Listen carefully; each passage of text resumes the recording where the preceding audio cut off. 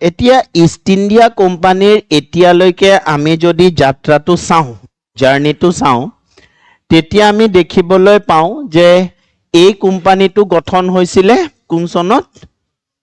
1600 চনত গঠন হৈছিলে। ৰাণী এলিজাবেথৰ এখন চনদ জাৰি কৰিছিলে আৰু সেই চনদখনে ইষ্ট ইণ্ডিয়া কোম্পানীক ভাৰত তথা প্ৰাচ্যৰ দেশসমূহৰ লগত বেপাৰ বাণিজ্য কৰাৰ অধিকাৰ দিছিলে। তাৰ পাছত এই কোম্পানীটো ভাৰতলৈ বেপাৰ বাণিজ্য কৰিবলৈ আহিলে আৰু প্ৰায় প্ৰথম 150 বছৰ এই কোম্পানীটোৱে বেপাৰ বাণিজ্যতেই মনোনিৱেশ কৰিছিলে।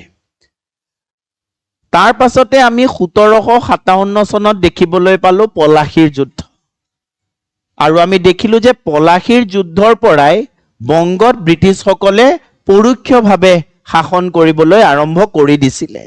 কাৰণ পলাশীৰ যুদ্ধৰ পাছত যিজন শাসক হৈছিলে বংগত, তেওঁ সম্পূৰ্ণৰূপে ব্ৰিটিছৰ নিয়ন্ত্ৰণত আহি গৈছিলে। ইয়াৰ পাছতে আমি দেখিবলৈ পালো যে 1764 চনত বক্সাৰৰ যুদ্ধ হ'ল। সেই যুদ্ধত ভাৰতীয় শাসকসকলক পৰাজিত কৰাৰ পাছত 1765 চনত স্বাক্ষৰ হৈছিলে এলাহাবাদৰ চুক্তি।